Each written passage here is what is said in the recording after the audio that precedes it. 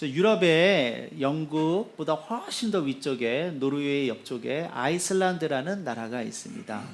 얼마 전에 끝난 유럽 그 축구 선수권 대회에서 이 아이슬란드 팀이 4강까지 올라갔죠. 아주 변방의 나라인, 유럽에서도 굉장히 변방의 나라인데요. 그래서 굉장히 큰 화제가 되었던 그런 나라입니다. 1년에 이렇게 따뜻한 날이 4개월 정도밖에 없대요. 거의 겨울이 되는 나라고요. 화산과 이 온천이 굉장히 많은 나라라고 하고요. 사람들이 굉장히 순박하고 보통 그 서유럽 사람들과 달리 아주 깨끗한, 그리고 정말 그 너무너무 풍경이 너무 아름다운 그런 곳이라고 합니다. 그 아이슬란드의 수도가 레이카비크라는 곳인데요. 2010년부터 2014년까지 레이카비크의 시장을 하셨던 분입니다. yon 그나르라는 분입니다. 시장 사진치고는 조금 좀 익살스럽죠. 네. 재밌지 않습니까? 이분의 원래 본업은 개그맨입니다. 이분이 굉장히 유명한 개그맨이에요. 그러니까 한국으로 따지면 유재석, 강호동급의 개그맨이라고 합니다. 근데 아이슬란드가 2008년에 우리나라 1998년처럼 IMF 사태를 맞이했어요. 그래서 국가 부도 사태가 돼서 국가 전체가 굉장히 어렵고 우울했습니다. 그때 이제 정치인들이 제대로 기능을 못하고 또 여러 가지 그 은행들이 의도적으로 이렇게 부정을 저지르면서 국가 경제가 훨씬 더 악화되는 그러한 때여서 국민들 전체가 어떤 정치권이나 지도자들에 대해서 굉장히 불신하고 있었던 그러한 시대입니다. 이때 이미 그 최고의 인기를 구가하고 있던 이 yon 그나르라는 이 분이요, 사람들과 함께 당을 만들었습니다. 당 이름이 우리는 최고다라는 의미에서 베스트 당입니다. 베스트 당이고요. 이 당이요, 그 시장 선거에서 이제 각 지방자치제 선거를 했는데, 여기 이제 의회 국가이기 때문에 지방자치제도 의회에서 다수당이 되는 당에서 그 의회, 그 시의 지방자치단체의 이제 시장이나 이제 장이 되는 거거든요. 그런데 이 당이 그 2010년 선거에서 레이카비크뿐만 아니라 굉장히 많은 곳에서 다수당이 돼서 제1당이 되었어요. 그래서 그 레이카비크의 시장으로 이 yon 그나르가 당선이 됐습니다. 불과 창당한 지 6개월 만에. 근데 그 선거운동의 그 공약을 보면 너무 재밌습니다. 시내 한복판에 디즈니랜드를 만들어서 실직자들이 미키마우스와 무료 사진을 찍을 수 있게 해주겠다. 수영장에 모든 그 무료 수건을 비치해서 모든 사람들이 마음껏 수영을 하게 해주겠다. 동물원에 북극곰을 데리고 오겠다. 이런 엄청나게 황당하고 웃긴 공약들. 그러니까 기존의 그 엄숙하고 심각한 공약들이 아니라 내놓는 공약마다 다 이런 공약을 쏟아내는 거야. 그런데 시민들이 엄청나게 호응하고 반응을 했습니다. 이 세상에 어디 지금 웃을 데가 없는데 도리어 이 정치 정당과 정치에 대해서는 전혀 경험이 없는 이 사람들에게 막 엄청나게 막 지지를 보내기 시작했어요. 그런데 이 베스트 당의 공약 중에 최고의 공약이 뭔지 아세요? 이 모든 공약은 안 지키겠다. 이게 이 당의 최고의 공약이었어요. 그런데 뽑혔어요. 그래가지고 그때 그 국제뉴스에 굉장히 토픽감이었습니다. 그리고 이제 패배한 기존의 정치인들과 정치 분석가들, 그다음 언론에서는 이 당은 몇 달 안 가서 모든 우리나라의 정치와 이 정치를 모라토리엄으로 몰아넣을 거다. 그래서 막 우려 섞인 비난을 막 쏟아냈습니다. 당시에 레이카비크 시장의 평균 재임 기간이 1년이었습니다. 그만큼 이게 제대로 하지 못한. 그런데 이분이요, 그날부터 4년을 아무 탈 없이 시장으로 재임을 한 거예요. 열렬한 시민들의 지지를 받으면서. 선거운동 했던 건 달리 정말 정직하고 진지하고 정말 제대로 된 그런 이 어떤 행정과 정치를 해서 4년을 계속해서 그 시장을 하고 4년 딱 끝났을 때 대통령 후보로 나가라는 모든 권유를 뿌리치고 나는 이제 본업으로 돌아가겠다. 그래가지고 개그맨으로 돌아가서 지금 열심히 이제 개그를 하고 계시는 분입니다. 재밌죠. 선거하면 우리가 생각하는 것이 뭡니까? 공약, 이제 매니페스토라고 하죠. 그렇죠? 매니페스토는 이제 그 증거물이라는 라틴어 매니페스투스라는 단어에서 나온 이제 이탈리아어인데요.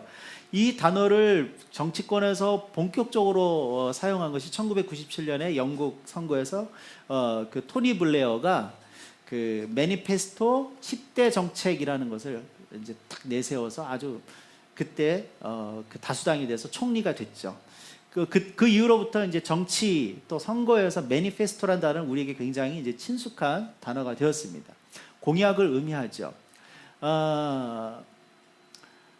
선거가 너무 많잖아요. 선거할 때마다 우리 정치인들이 엄청나게 많은 공약을 쏟아냅니다. 그런데 심지어는 이제 그 공짜가 빌공짜다 해가지고 하나도 지키지 않는 약속이다. 이렇게 이제 이렇게 비아냥거리는 이야기도 있죠. 어떤 공직에 서거나 어떤 선거에 임하거나 이럴 때 이제 사람들이 자기의 어떤 그 스테이트먼트를 이제 공약으로 내보냅니다. 그 공약에는 무엇이 있어요? 그 사람의 정체성도 있고요, 그 사람의 비전도 있고요, 그 사람의 가치가 들어 있는 것이죠. 오늘은요 예수님의 매니페스토에 대해서 한번 좀 생각해 보려고 합니다. 매니페스토, 공약이죠. 우리는 그러면 성경에서 예수님의 공약을 무엇이라고 볼 수 있을까요? 예수님이 처음 하셨던 말씀을 우리가 공약이라고 생각하면 돼요. 공생애를 시작하시면서 처음 언급하셨던 이야기가 예수님의 공약이라고 우리가 할 수 있습니다. 마태복음과 마가복음에서는 예수님의 첫 설교가 동일합니다. 회개하라, 하나님 나라 혹은 천국이 가까워왔느니라. 마태복음 4장, 마가복음 1장에 예수님이 이렇게 하시면서 그 공생애를 시작하셨습니다. 회개하라, 천국이, 하나님 나라가 가까웠느니라. 그런데 같은 공간복음인데도 누가복음은 좀 예수님의 그 첫 생애의 시작을 다르게 표현하고 있습니다. 예수님이 설교를 하신 것이 아니라요, 구약 성경의 한 부분을 일부러 찾아서 그것을 읽으심으로 그의 공생의 첫 시간을 시작하셨어요. 그 구절이 바로 오늘 우리가 함께 읽은 이사야 61장 1절부터 3절까지의 말씀입니다. 자, 그렇다면 왜 예수님이 일부러 찾아서 읽었다라는 표현이 있는데 그 이사야 61장 1절부터 3절까지의 말씀을 찾아서 읽으셨을까에 대해서 우리가 함께 좀 생각해 보고 싶습니다. 그리고 그것을 생각하면서 함께 더불어서 지난주에 이어서 계속 생각해 보고 싶은 것은 바로 그 이사야 61장 1절부터 3절을 찾아서 읽으신 장소가 나사렛 회당이었습니다. 예수님이 태어난 곳은 아니지만 예수님이 7살 때부터 거의 평생 성장하고 생활하셨던 그 나사렛 회당에서 이사야서 61장 1절부터 3절의 말씀을 읽으심으로 그분의 공생애를 시작하였어요. 자, 지난주에 말씀드렸지만 간단하게 다시 한번 보면 나사렛은 구약성에 한 번도 언급되지 않다가 신약성경 복음서에서 갑자기 나타나는 지명입니다. 기원전 200여 년 전에 생긴 도시라고 우리가 그렇게 보고 있습니다. 겸손과 섬김으로 이 세상을 치유할 메시아가 오는 것을 기대하는 사람들이 모여서 공동체 생활을 하는 새롭게 생겨난 세상에는 드러나지 않는 아주 작은 마을이었어요. 그 사람들은 위대한 왕이 아니라 이사야 11장 1절부터 2절 말씀처럼 잘려진 나무에서 새롭게 생명을 틔워내는 그런 한 가지, 연약하지만 생명을 새롭게 틔워내는 한 가지로서의 메시아를 기다리는 사람들이었어요. 그래서 그 사람들은 세속을 떠나서 버려진 땅에 정착했고 자신들이 만든 마을의 이름을 나지르라는 이름을 따서 나사렛이라고 명명하였습니다. 요셉과 마리아는 그 나사렛 사람들의 후손이었습니다. 즉, 그 신앙을 전통적으로 물려받고 훈련되어진 그러한 영성으로 가득한 그러한 사람들이었습니다. 요셉과 마리아가 호적을 등록하러 베들레헴으로 갔다가 거기서 헤롯을 피하여서 이집트로 피신한 7년의 시간을 빼고서는 계속해서 나사렛에서 살았습니다. 예수님과 함께 살았고요. 예수님 당연히 그곳에서 자라났고 그의 생의 대부분을 보냈을 것입니다. 누가복음에 의하면 이 나사렛에서 예수님의 공생애를 시작하고 있다는 것이죠. 이것이 마태복음과 마가복음과 다른 것입니다. 여러분, 이번 미국의 대선이 있었습니다. 대선에서 트럼프가 대통령 후보 수락연설을 클리블랜드 전당대회에서 했습니다. 힐러리는 필라델피아에서 했습니다. 그냥 우연히 그곳에서 전당대회를, 공화당과 민주당의 전당대회를 하는 것이 아니죠. 여러 가지 의미와 상징성과 지지도와 이 모든 것을 감안해서 그곳을 대통령 후보 수락 연설을 하는 전당대회 장소, 이제 대통령 선거에 출정을 하는 그 장소로 그들이 그것을 결정하고 그렇게 사용한 것이죠. 예수님도 마찬가지입니다. 예수님이 누가복음에서 그 공생애를 시작하는 그 선언을 하는 그 장소가 나사렛이었다는 그 자체에 사실은 굉장히 중요한 의미가 담겨 있는 것입니다. 예수님은 나사렛을 일부러 선택하신 것입니다. 왜요? 내가 나사렛 사람이라는 것을 분명하게 말씀하시기 위한 것이죠. 나의 정체성은 나사렛 사람이라는 것입니다. 아까 말씀드린 것처럼 잘려진 나무에서 솟아나는 새롭게 생명을 싹을 틔우는 한 가지처럼 군림하는 왕이 아니라, 군림하는 왕으로서의 메시아가 아니라 지극히 약해 보이지만 섬기고 사랑하고 동감하고 희생하는 그 한 가지로서의 메시아로 내가 이곳에 왔다. 그곳에서 내가 자라났고 내가 나사렛 사람이다라는 것은 내가 바로 그 가지이다라는 겸손하지만 매우 분명하고 강한 자기 정체성의 표현인 것입니다. 그렇게 예수님이 나사렛 회당에서 그의 공생애를 시작하십니다. 그리고 그 나사렛 회당에서 그가 일부러 찾아서 읽으신 말씀이 이사야서 61장 1절부터 3절까지라면 그것 역시 의도되어 있는 예수님의 의도성이 충분히 담겨 있는 말씀이라는 것을 우리는 이제 알 수 있습니다. 우리가 지난주에 이사야서 11장 1절부터 5절까지의 말씀을 함께 나눴습니다. 그리고 이번 대림절 시리즈 설교는 이사야서의 말씀들로 되어 있습니다. 다음 주에는 첫째 주에는 이사야서 5장을 했고, 지난주에 11장, 이번 주에 61장, 다음 주에는 66장을 할 것입니다. 이사야서의 구조와 내용은 이렇습니다. 이사야서 5장을 보면 이스라엘은 처음에 최상품 포도나무처럼 있었지만 거기서 뭘 냈어요?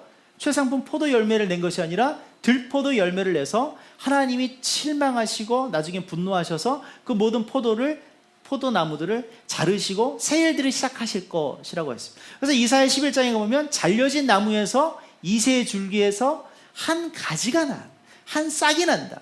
그래서 그것이 하나님의 영이 덮어지고 그것에서 공의와 정의의 일들이 시작될 것이다.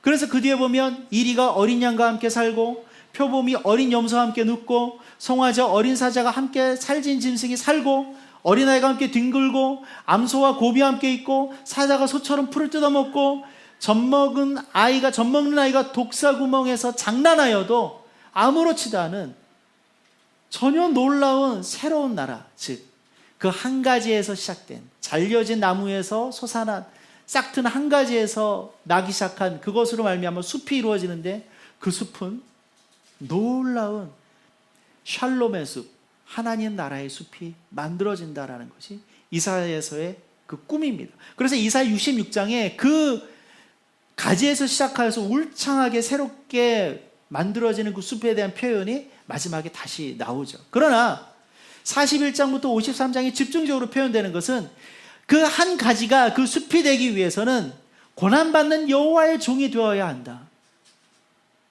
그래서 그 고난받는 여호와의 종이 우리를 위해서 걸어가야 한다. 이것이 이사야서의 내용이고 구조입니다. 그리고 그렇게 그 고난받는 종의 그 고난을 통해서 그 아름다운 숲, 가지에서 시작한 그 아름다운 숲이 만들어지고 하나님 나라 샬롬의 나라가 만들어진다는 것을 묘사하는 그 첫 구절이 바로 이사야서 61장 1절부터 3절까지의 말씀인 것입니다. 그래서 예수님이 나사렛에서 나지르라는 가지라는 이름에서 따온 이름의 그 조그만 마을 나사렛이라는 그 동네에서 이사야서 61장 1절과 3절을 일부러 찾아 읽음으로써 그의 공생애를 시작하신다는 것은 정말 우연이 아닌 것입니다. 그러면 이사야서 61장 1절부터 3절까지의 내용은 무엇일까요? 여호와의 영을 받고 여호와의 기름 부음을 받은 자가 가난한 자에게 아름다운 소식을 전하고 여호와의 은혜와 보복의 날을 선포하게 된다. 이것이 바로 이사야서 61장 1절부터 3절까지의 말씀의 핵심입니다.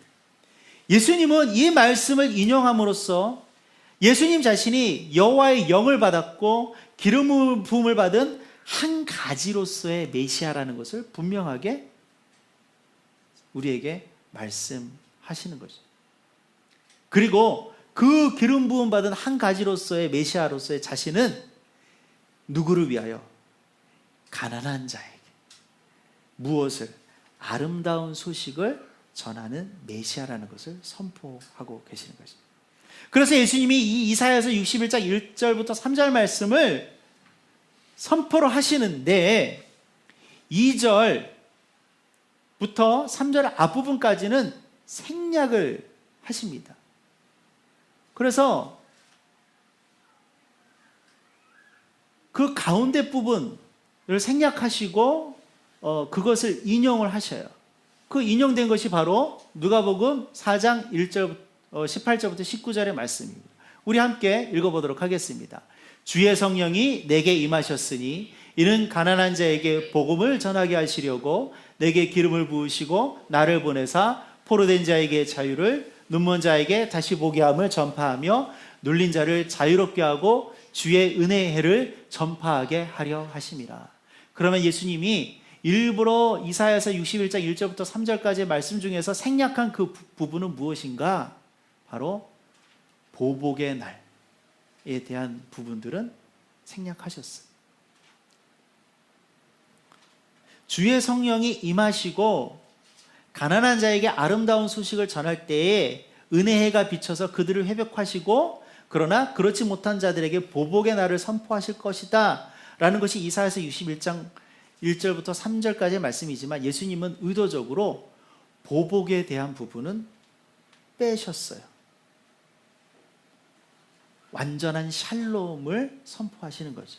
자, 그럼 조금 이따 보도록 하고요. 이 예수님이 누가복음 4장 18절에서 19절 말씀에서 이 나사렛, 이것을 이제 우리가 나사렛 선언이라고 할 수 있는 것이죠.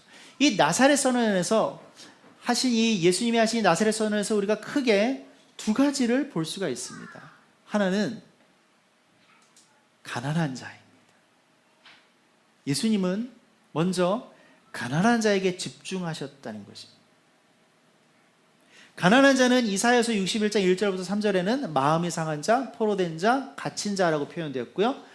이 누가복음에서는 포로된 자, 눈먼 자, 눌린 자로 표현되었습니다.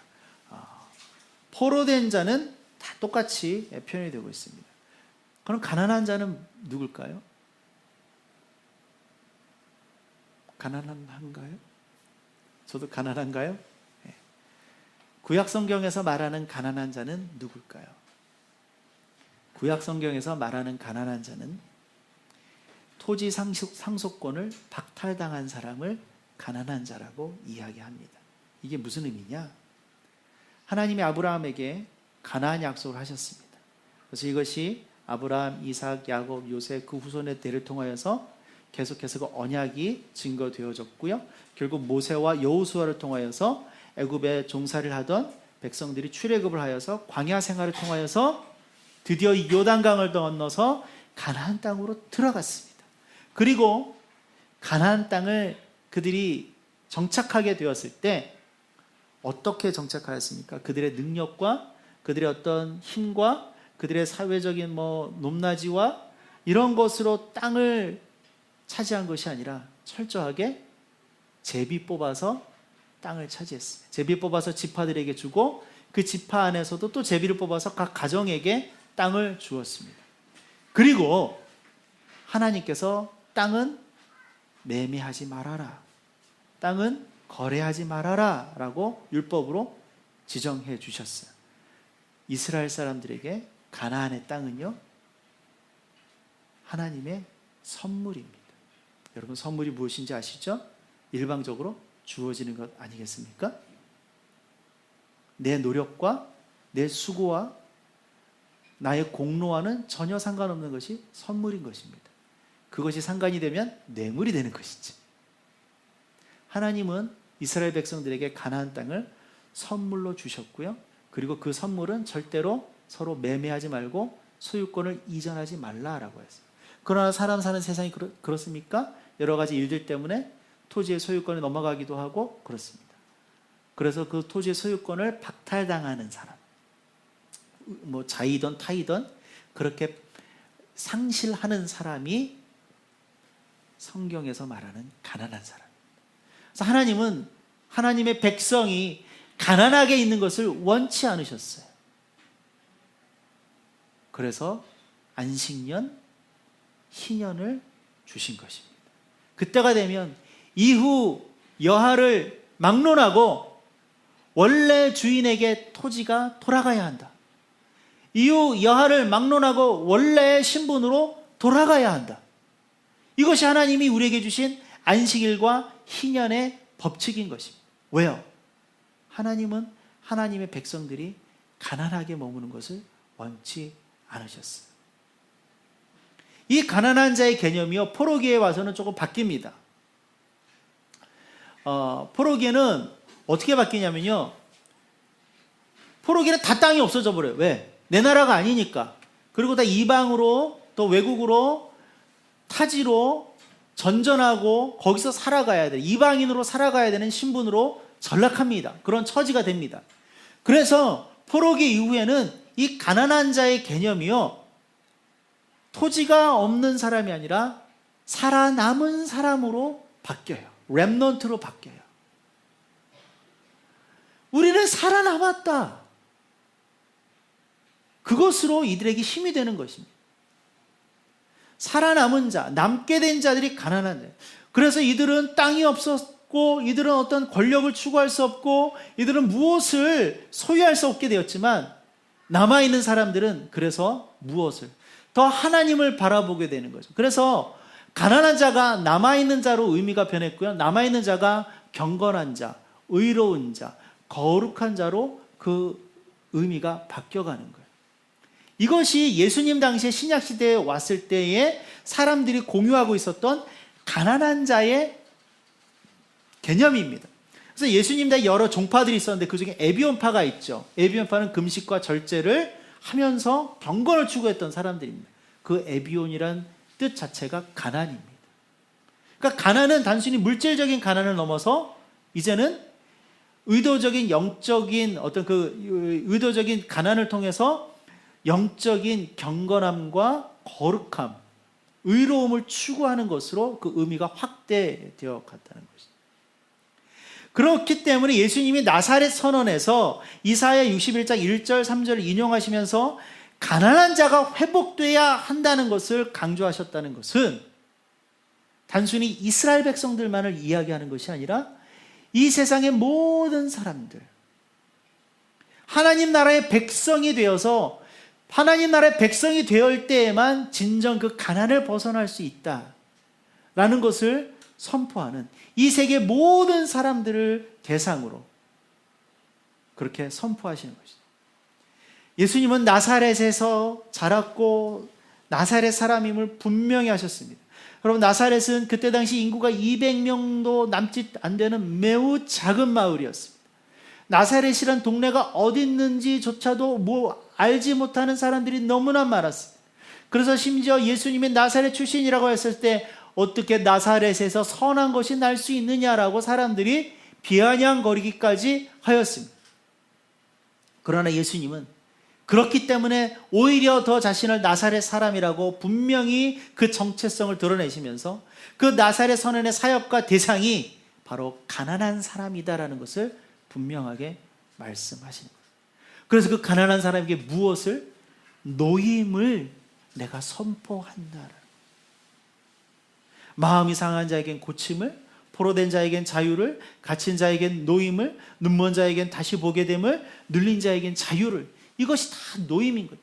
이 가난한 여러 종류의 가난한 사람들이 진정으로 노임을, 해방을, 자유를 얻게 하는 것이 바로 나사렛 사람 예수인 한 가지로서의 내가 할 일이다라는 것을 예수님께서 선포하시는 거예요. 그 나사렛 생애 동안 예수님이 무엇을 보셨겠습니까? 가난을 경험하셨겠죠. 가난 때문에 겪는 아픔과 고통과 억울함과 괴로움을 몸소 체험하시고 함께 슬퍼하고 함께 아파하셨을 것입니다. 예수님은 너무나도 마음이 상한 사람을 많이 보았고 포로된 사람을 많이 보았고 갇혀 있으면서 눈이 멀고 눌려 있는 사람들 너무나도 많이 봐요. 그래서 이사야서가 궁극적으로 그리는 그 샬롬의 나라, 그 아름다운 하나님의 숲, 이리가 어린 양과 함께 살고 표범이 어린 염소와 함께 눕고 송아지와 어린 사자가 살찐 짐승이 함께 어린아이와 뒹굴고 암소와 곰이 함께 있고 사자가 소처럼 풀을 먹고 젖 먹는 아이가 독사의 구멍에서 장난쳐도 아무 일 일어나지 않는 그 샬롬의 숲, 하나님 나라가 도래하기 위해서 이 모든 가난한 자들이 노임을 받아야 한다. 그것이 바로 내가 할 것이다 라고 예수님께서 선포하신 거죠.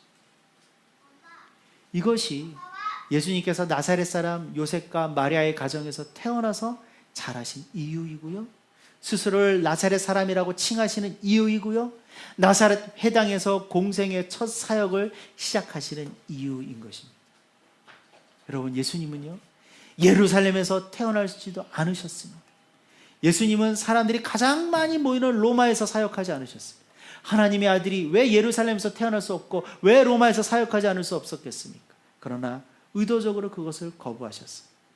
예수님은 당시 세계에서 변두리 중에 변두리 나사렛, 그곳에서 사역하셨고 가장 변두리의 사람들, 가장 주변부의 사람들인 가난한 자들이 그 모든 다양한 말로 할 수 없는 그 가난으로부터 노임을 받는 것을 위하여서 예수님은 자신의 생애를 던지셨던 것이요, 그것을 위해서 우리에게 오신 것이지. 두 번째, 예수님은 그 가난한 자의 회복을 위해서 은혜의 해는 선포하셨지만 보복은 스스로 감추셨습니다. 대신 무엇을? 십자가의 길을 걸어가신 것이지. 공의뿐만 아니라 사랑을 드러내신 것입니다. 우리가 어떻게 보복하지 않는 것이 쉽겠습니까? 그러나 예수님은 이제는 내 안에서 가난한 자는 노임을 얻지만 악한 자는 용서를 받을 것이고 같이 하나가 될 것이다. 사자와 어린 양이, 표범과 소가, 이리와 염소가, 독사굴에 아이들이 손을 넣어도 괜찮은 그 진정한 화해와 용서와 샬롬과 하나됨, 그것을 내가 이룰 것이다라는 그 의미에서 일부러 보복의 날, 그것을 삭제하신 것이죠. 이것이 한 가지 아주 연약하죠.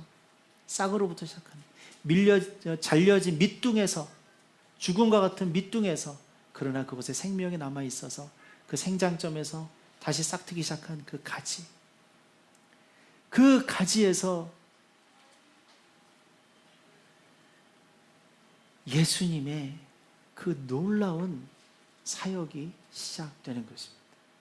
바로 이 크리스마스는요, 그 가지로서 예수님이 우리에게 오신 것입니다. 여러분, 이제 다음 주일이 크리스마스죠.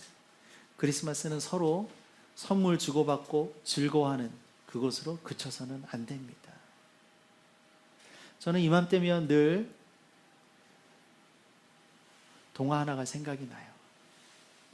작년엔 그 동화도 우리 같이 봤었는데 성냥팔이 소녀. 크리스마스 이브 저녁에 그 추운 얼어붙은 길바닥에서 성냥을 팔다가 얼어 죽어간 그 소녀의 이야기. 비록 동화지만 우리에게 너무나 많은 것을 말해주는 그런 이야기인 것 같아요. 지금도 그 날이면 더 외롭고 더 춥고 더 쓸쓸할 사람들이 너무나 많습니다. 평소에도 외롭고 춥고 쓸쓸한데 크리스마스라 더 외롭고 더 춥고 더 쓸쓸해할 사람들이 너무나도 많아요. 우리 아까 부른 이 찬송, 제가 크리스마스 노래 중에서 제일 좋아하는 찬송이에요. 저는 이 가사가 참 너무 이렇게 마음에 왔습니다. 이 슬픔 많은 세상에 큰 위로 넘치고 온 세상 기뻐 뛰놀며 찬송하리라. 그 험산 줄령 넘느라 온몸이 고나나. 그 3절 가사가 이렇죠. 위 괴로움 많은 세상에 짐지고 가는 자, 그 험산 줄령 넘느라 온몸이 고나나. 이 죄악 세상 살 동안 새 소망 가지고 저 천사 기쁜 찬송을 들으며 쉬어라. 저는 이것이 진짜 크리스마스가 아닌가 그렇게 생각을 해요. 어제 저녁에 오후에 제가 문자 하나 받았습니다. 제가 잘 같이 동역하고 또 같이 서로 섬기는 탈북자를 섬기는 선교사님이 계셔요. 한국에 들어온 탈북자들 40-50명 같이 모아서 매일 밥 해주고 돌봐주고 같이 예배드리고 성경 공부 시켜주고 그런 선교사님 계십니다. 제가 가끔 그 예배에 가는데요, 늘 사연이 있고 늘 아픔이 있고 늘 눈물이 있습니다. 여러분, 탈북자 중에 지금 한국에 3만 명이 들어와 있다고 하는데 그 중에 온 가족이 다 들어오신 분들은 거의 드물어요. 대부분은 가족의 일부는 북한에 아직 있습니다. 그래서 늘 북에 두고 온 자녀들, 배우자들 때문에 마음 끓여하고 미안해하고 그럽니다. 그분들이. 근데 그 모임에 한 전도사님이 계십니다. 저보다 나이가 1살 어린 여자 전도사님인데요. 한국에 온 지 한 15년이 넘었어요. 꽤 오래됐죠. 초창기에 한국에 들어오신 분인데 어떻게 우연히 이렇게 중국으로 들어가게 되셔서 다시는 못 들어오고 거기서 그 선교사님을 만나서 예수 영접하고 신앙 훈련 받고 한국에 와서는 신학교까지 가셔서 지금 전도사님이세요. 나이가 꽤 되셨죠. 저는 그분을 갈 때마다 만나고 그랬었는데 저번에 갔을 때 처음 알았어요. 자녀가 있다는 것을 알았어요. 저는 그래서 제가 참 무감각하죠. 그냥 자녀가 아이 있으세요? 그러니까 아이가 있다는 거죠. 그래서 저는 그냥 있는 줄 알았는데 어저께 문자를 봤는데 이 아이 둘이 다 북한에 있는 거예요. 그래서 제가 아무렇지도 않게 물어봤을 때 그 대답하는 심정이 어땠겠어요? 너무 죄송하죠. 그런데 그 탈북을 하고 싶어서 한 게 아니라 엉겁게를 한 거기 때문에 연락이 끊어진 거예요. 15년 넘게 아이들이 살았는지 죽었는지도 모르고 그러고 지내오셨던 거예요. 그리고 어디서 들은 소문으로는 둘째는 죽었다라는 이야기까지 들으셨던 거예요. 포기하고 살았는데 불과 한두 주 전에 그 아이들이 살아있다는 이야기를, 정확한 소식을 전해 들은 거예요. 그리고 실제로 그 아이들의 생사를 확인했어요. 이분의 마음이 얼마나 급해지겠습니까? 그렇죠? 그래서 이 아이들을 빨리 끄집어내야 되겠다. 끄집어내는데 위험하기도 하지만요, 더 큰 문제는 뭔지 아세요? 돈입니다. 3년 전, 한 5년 전, 6년 전에는 1인당 400만 원, 500만 원에 탈북시켰는데 3년 전에 그게 1,000만 원이 됐거든요. 김정은 정권 들어서면서. 지금은 1,400만 원. 그러니까 둘을 탈북시키려면 2,800만 원이 필요한 거예요. 어떻게 해서 있는 돈 없는 돈 다 끌어모아 봤더니 1,700만 원이 마련이 된 거예요. 그래서 더 이상은 어떻게 안 되는 거예요. 나머지 1,100만 원이 필요한데. 그래서 같이 기도하다가 이 선교사님이, 그러니까 몇몇 아는 저를 비롯한 이제 한국 목사님들한테 기도해 달라고 문자를 보냈어요. 제가 그 문자를 딱 봤는데 너무 가슴이 아프고 미안하고 죄송하고, 그런데 저한테 1,100만 원 돈이 없잖아요. 아휴, 주님 어떡하죠? 그러다가 제가 그거를 그대로 따가지고 이름만 이렇게 익명으로 해서 페이스북에 올렸습니다. 페이스북에 올리고, 혹시 읽고 감동 있으신 분들은 같이 동참했으면 좋겠습니다. 기도해 주세요. 4시간 만에 200만 원이 헌금이 된 거예요. 내가 아는 분들. 그분들은 지금 이 전도사님을 전혀 모르는 분들이에요. 나만 아는 분들이에요. 근데 그냥 그 사연을 보고 문자를 보내고 연락이 와서 제가 헌금 좀 하겠습니다. 계좌번호 가르쳐 주세요. 그래서 어제 저녁에 4분이 연락이 왔는데 그 액수를 보니까 다 합하니까 200만 원이더라고요. 어제 너무 감사하고 너무 감동했어요. 이런 분들이 진짜 그리스도인이구나. 이런 것이 나사렛 예수의 제자들이 살아가야 하는 삶의 모습이 아닐까, 저는 그렇게 생각해요. 크리스마스 분명히 화려하고 좋은 때죠. 저는 요즘 시국이 불안해서 딱 좋은 거 하나는 크리스마스라고 들뜨지 않는 것 같아서 너무 좋은 것 같아요. 그거 하나는 좋은 것 같아요. 안 그랬으면 지금 엄청났을 거 아닙니까? 근데 좀 비교적 차분하더라고요. 그 부분에 있어서는. 우리가 정말 깊이 왜 예수님이 나사렛 사람으로 오셨고, 왜 나사렛에서 이사야 61장 1절부터 3절 말씀을 선포하시면서 자신의 매니페스토를 말씀하셨을까? 그 의미가 무엇일까? 그렇게 오신 예수님, 그 날, 크리스마스, 그것은 나에게 어떤 의미일까? 나는 어떻게 살아가야 하는 것인가? 우리가 깊이 묵상하고 또 실천하는 시간들이 되었으면 좋겠어요. 단순히 크리스마스뿐만 아니라 우리의 평생의 삶이 그렇게 됐으면 좋겠어요. 사람들은요, 중심부로 모여요. 세상의 중심부는 그 세상을 그 메커니즘대로 움직여 나가게 하는 그런 동력의 역할을 합니다. 그것을 위해서 주변부의 모든 것들을 희생시키는 일들을 너무나 당연하게 여기고 합리화시키는 것이 세상의 모습입니다.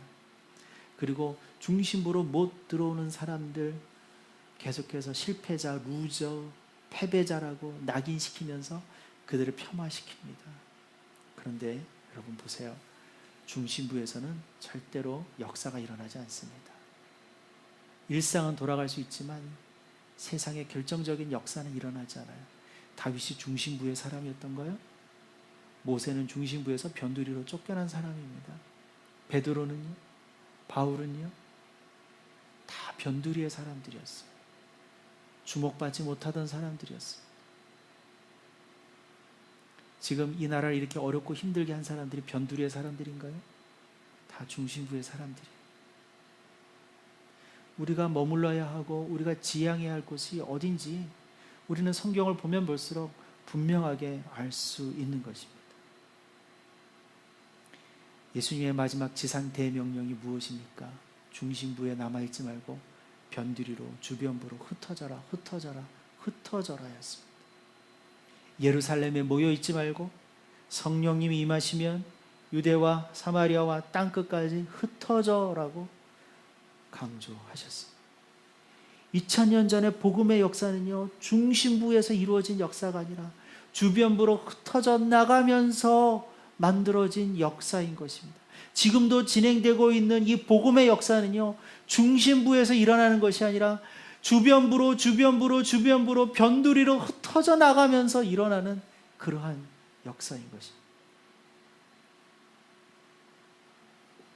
우리가 제대로 된 예수의 복음을 품은 사람들이라면, 우리가 진정한 나사렛 예수의 제자라면, 우리가 진정 변두리 나사렛 사람 예수를 따라가는 신앙인이라면 우리는 절대로 중심부를 지향해서는 안 됩니다. 우리는 의도적으로라도 주변부로 나가고 그 사람들과 함께하고 가난한 자들 한 사람이라도 노임을 얻을 수 있도록, 가난한 세대, 가난한 계층, 가난한 사람들, 영적으로 육적으로 그 모든 가난한 사람들이 노임을 받는 것에 우리가 기여하고 힘쓰고 수고해야 하는 것이 바로 그리스도인의 모습이고, 그것이 크리스마스의 의미인 것입니다. 이제 말씀을 맺겠습니다. 우리 오늘 이 나사렛 선언 다시 한번 읽어보면 좋겠습니다. 같이 읽어보겠습니다. 주의 성령이 내게 임하셨으니 이는 가난한 자에게 복음을 전하게 하시려고 내게 기름을 부으시고 나를 보내사 포로된 자에게 자유를, 눈먼 자에게 다시 보게 함을 전파하며 눌린 자를 자유롭게 하고 주의 은혜를 전파하게 하려 하심이라. 아멘. 우리의 나사렛은 어디입니까? 우리가 그 나사렛에서 선언해야 하는 우리의 삶의 매니페스토, 신앙의 매니페스토, 사역의 매니페스토, 우리 공동체의 매니페스토는 무엇입니까? 나사렛 사람 예수 그리스도의 제자로 온전히 서나가는 우리가 되기를 주님의 이름으로 축복합니다. 아멘.